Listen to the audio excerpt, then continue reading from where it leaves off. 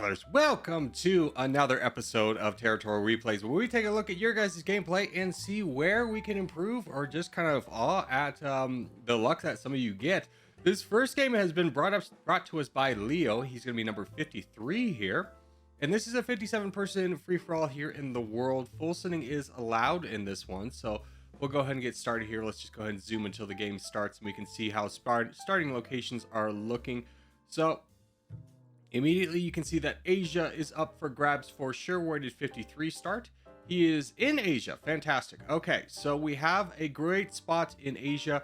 Now with this spot, you have to understand that this player in India is going to be a real problem for you. So you definitely need to be able to get him out of the way quickly and challenge him for land. Maybe you could push him over into the west. Your also big threat is probably this guy over here. I wouldn't worry too much about the northern guys. They're going to have their own problems to deal with. It's mostly the two that are kind of unattached and have nothing to do other than, you know, attack you. So right now you're off to a great expansion. Do you go in the infinite growth phase? You do. So great expansion right off the bat. You do cut them off over here in the east. I like that move a lot. It really kind of gives you a lot of options and you can go into a lot of the easier bots. And you immediately start turning burning on bots. This is looking really good so far. Ignoring the bot in the middle, I love that. That bot you can come back to later. It's, you know, you could get it now, but it really doesn't matter that much. You're fighting for more competitive land over here, which I really love, and land over here. So you're doing a great job of expanding and just really prioritizing the bots that are competitive first, and not so much worrying about the bots that only you have access to and saving them for later. So great job expanding. Now this is the part where you need to be a little bit cautious here with the amount of troops that you have, because you still have a little bit more lands you could get. Now what I will say, I think going into Australia right now is an appealing target. I think it's a trap. You could go into it right now and get all of the land, but I'd be worried about what all of your neighbors are going to do. But you keep pushing. You're managing your troops well, though. That's the most important thing right now, is that you don't fall behind anyone over here, because there are 4 people right now that would view you as a great target, and you're holding here. Ah, fantastic. Love it. I'd be tempted to get this last island. No, you go for it. Yeah, I was about to say, it's a very tempting target, especially as Brat is coming down. Now, you do go to block the boat. Nice effort there, and you actually send a boat into him. Okay. That's going to be engaging you in a fight that right away, I don't know how necessarily you want to be involved in, especially as there's other opportunities that are bound to happen. Like you can see that Brat is falling. That's a much better priority for you to be engaging in rather than this guy. So I'm glad you peeled off and started fighting this guy right away. Gets you just a little bit bigger, and there's some drama happening up to your north as well. Don't forget about the island of Borneo down here. Great big island mass to grab while you're there. You're in 4th place though. That's really good. Okay, how are we looking rest of the board? Where's the crown? Crown's over here in North America. Where's Rabbit? He's also over here. Locker is over there. So this is an ideal start for you. Lots of big players nowhere near you. And you do end up boating down here. I would potentially have advised waiting until red interest. And the reason I say wait till red interest is because these two are basically the same size. Pretty similar, right? You've already kind of engaged this guy. If you wait till red interest, you can more easily take this fight without risking yourself in the process. But you are able to accomplish that fight, and it doesn't look like it's going to hurt you that bad, although I'm surprised, especially 555 and this Indian neighbor didn't see this as a moment of weakness to strike you, because I definitely would have if I was one of your neighbors. But there's the full send. You do get the land, so you do get all the benefits without any of the punishment, so congratulations on that. Hope we'll see. And there's another full send. Are you aware of it? Yeah, you got it. You got it. You got it. So good map awareness on that. Just kind of being a little bit zoomed out so you don't miss opportunities like that. And you are unfortunately getting attacked by this guy. That's really bad. That was an unforeseen consequence of going down here, because that really weakens you in front of these two. And I'm, again, very surprised neither of them have attacked. You must have gotten an alliance with those two. Maybe threw out some hearts or something, because they love you and you did nothing. Now whose boat is that? No one to be worried about. I'd be very concerned with Locker down here, and if he was to send a boat. We do miss a little opportunity up there, but honestly you have gotten very far. I think, you know, your luck is eventually going to run out, so you know, that's who cares about that one. Getting a little bit unlucky there. Now in terms of kind of where do we go next, well, we have a very easy target that we can eliminate and not gain a new neighbor, and that's our player in India. So saving up to red interest, fighting this guy down and then consolidating backwards into India, I think would be a really good move for you. And you are pretty close to your red interest. The only thing you have to keep an eye on is making sure that Locker doesn't come boating to you. But you can see that he's in Africa, so the chances of that happening are pretty slim. In fact, this guy in India has left to become a bot, so great time to just start hitting him. There's no need to wait beyond your red interest. This is a very clear moment to strike here. This is something I see a lot of players get into, is they get off to such a good start, and then they just get a little bit afraid of pushing the advantage. Never slow down your momentum. And the reason I say that is, when you slow down the momentum, everyone else is still doing things. So the more you slow down, the less chance you have of, continuing advancing. Love this move. Kicking this guy off right away. Fantastic move. Preserves your borders. Great move there. I would immediately pair that with an attack on player 577 over here. As again, Locker we can see is busy, so he's not going to be bothering you. But you do need to be growing to keep competitive with him. Right now, you're 12,000 pixels behind, and he's going to get a lot bigger based off this. There's a weakened player in Africa who's going to go down. So it's definitely time to strike something. Again, you never want to be above your red interest. Red interest is kind of the thing to say, hey, it's time to do something. And if you're bigger than all your neighbors, it's a great time to attack. Especially if you've seen this guy has already attacked over here. And this guy's not doing anything. He might even join you on this. So it does look like we have attacked up north.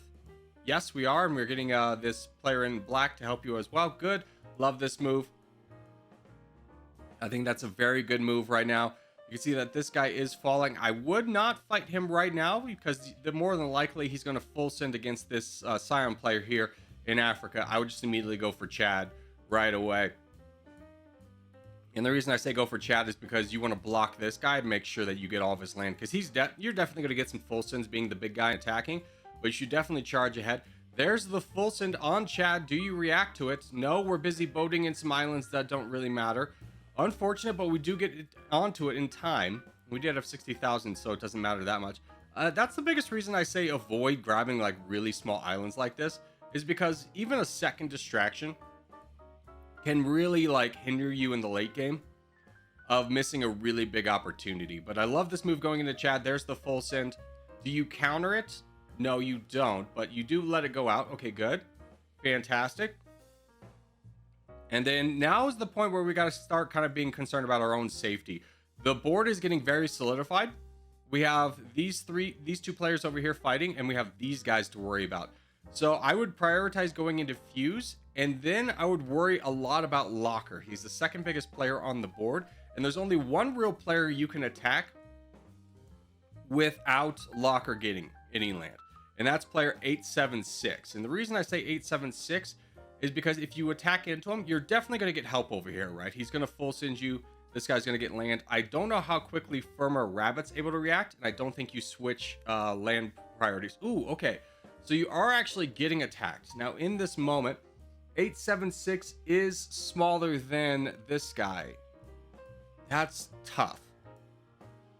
How much are you over attack? Are you over attacking, Mr. 876? No, not really. So I would probably suggest, you're finishing up over here. That's fine. You're going to gain more land than you lose.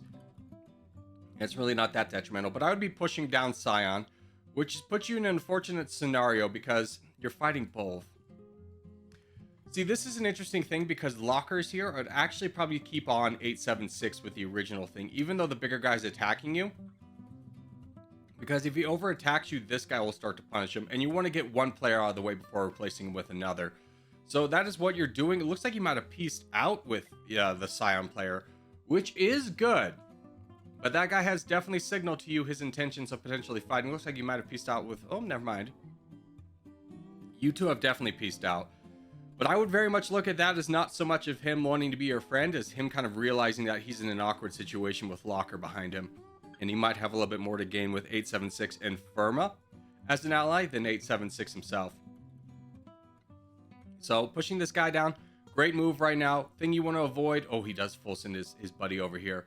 As much as possible, avoid borders with Firma for the time being. And that is accomplished. Okay, so from this position, we need to strike. And it's about who do we want to strike. Now we have 32%. So I would say your safest bet is just pushing something down right away. And the reason I say right away is because Firma's going to be a big problem for you later on in the game, but he has JK to worry about right now. So if you push through the Scion player, you can take the 2v1 in hopes that JK would potentially be on your side. What you don't want to do is get caught in a battle where you're not doing anything, because Firma's got easy access to boat into you. You got to keep an eye on Locker. Looks like you're boating into Locker. Not a bad move there, keeping the weaker guy as kind of a placeholder and going into Locker. The reason I didn't initially suggest this is because boating from Antarctica to Australia is very tough. It's very easy to block a boat, which is what you're going to see there. And it looks like, yep, the green guy is boating around to get you. So fighting him is the priority. Keeping an eye on down south, as you've signaled that you're going to be hostile to the Locker. He's definitely going to remember that. Good, you're able to maintain that. You have to watch out for this guy. I just immediately start pushing down the Scion player. Yeah, and there's another boat from green. We missed that boat. We countered it. We're countering it. We're in a tough position here. This boat is very detrimental, and the world is the toughest for boating, but he doesn't see that you don't see that this island's there, and we allow brown on. That's a tough one. That's a really tough one. And I understand wanting to prioritize one at a time, because you could definitely take a 2v1. And I think the moment of hesitation there is what's really going to kill you. I think the boating down here is going to be proved to be a real problem. Because if you pushed into this guy, these two, Firma and Locker, are always going to be against you, but at least you could have got after them with a little bit more strength. And now Elegum has joined in. A smart move on his part. Can't get too mad about that. But it was a little bit predictable. We could have seen that one coming, as that one was a little bit more obvious. Now in this scenario, priority number one is knocking out the biggest player first, which is Locker. I'd save Firma for later and just work on Locker, and that's in fact what you do. But this is panic scenario. This is crisis management, as you've taken a winning position that was okay, but now we're in a very bad spot, right? This is going to be a tough one to peel off of, especially now as Firma's touchdown. We haven't been able to kick off Locker, but I still agree Locker is the one you want to knock down. Please tell me you remember the island. Oh, you were so close. You were so close. Come on, let's get him off. Let's get him off. Don't worry about anybody else. Just get one done. Now, in these scenarios, I really recommend sticking to attacking one person. And the reason you want to attack one person is eventually you're going to lose the crown. Like, that's almost guaranteed in this position. You want to be able to work back with somebody. So fighting back one guy is not very helpful. Definitely fighting down Locker was the right move. Switching off to fight Firma is bad, because if you can knock off Locker and keep him away, you could potentially get him to want to fight this guy over here, who's about to become the new crown. But if he's over here with you, the chances of that happening are pretty slim. So fighting Firma down, I mean, this guy's taking his time. He's just kind of letting you get weakened. I'm surprised this is all going well. I wouldn't have trusted, I think that you got an alliance with this guy, because I haven't seen an attack in a while. I wouldn't have trusted that, to be honest with you. And this guy's pretty good at boating. Yep, there's a big attack from our new friend over here. Very unfortunate. And does Locker join in? No, nope, there he goes. Okay, so this guy was very much patiently waiting. At this point, I'd just be trying to get these guys to ally with me to fight over here, which would have been an easier conversation if you were able to kick off one. Oh, but he boated in there. Good move on Locker's part. So with that boat, I think you can solidify that you're cooked. You are cooked in this position, and there's not a ton you can do. I think the biggest mistake was just boating down here.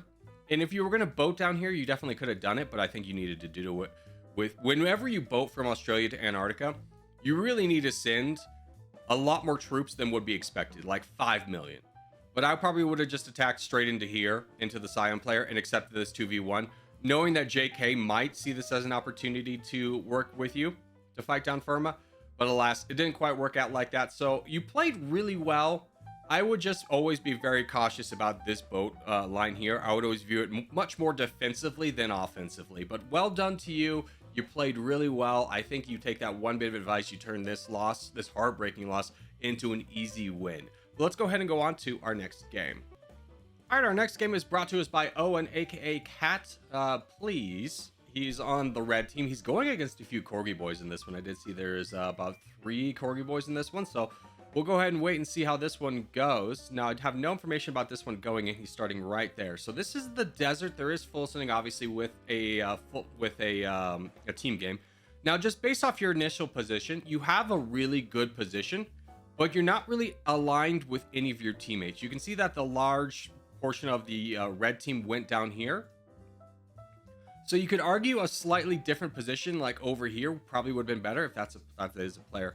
You could argue a position over here connecting with your team would be a little bit better, but I understand not wanting to move off this spot because it is really good. But your team's going to have to kind of live and thrive on their own. They should be able to. They got 1, 2, 3, 4, 5, 6 players down here. Yep, 6 players against just a player on the black and a player on the blue. So from this position, you have to basically kind of understand that you are on your own, but your priority really should be trying to work south into the east. Especially to the east, you don't want this guy to get too big. I'd be very concerned about what he would do with his teammate, and you got to really hope that this guy does well for you down south. So we're off to a decent expansion so far. A little bit on the slow side. We're saving up instead of attacking. I would have encouraged you, especially like when you're at 20,000, you just go into the bots right away. Don't worry about what other players are going to do. If they're going to waste their time on you, it's definitely not worth it. Oh, that's 2 more players up here. Maybe that's why you were saving. But even so, we could definitely be a lot more aggressive at the beginning of the game because we are running out of room, and we're going to need a lot of strength to be able to survive this attack up here. This spot went from being, hey, that's pretty decent, to actually kind of awful because there are 2 players on the blue team right here. That makes life a lot more difficult. I was assuming that you were going to be getting majority of this land up here. I even think you had a teammate over here who's already perished, which is not great. But you do have a strong teammate down here, so that is good. We definitely could have fought for this land over here. Not quite sure why we didn't do that. But always prioritize grabbing land as much as you can. Now, your team's in a very bad way as you have this entire section of bots that unfortunately you just kind of have to give away. And the teammate over here did not do very well. He's already gone. So, team's kind of letting you down. That full send very much hurts. And the Corgi boys are off to a little bit of a better start. We have Ricefer and Vazavir over here, and as well as this OG Raven in UK. The black team is 39%. They're off to an amazing start. This is going to be a tough one to come back from. Really going to need to rely on a lot of your team doing well.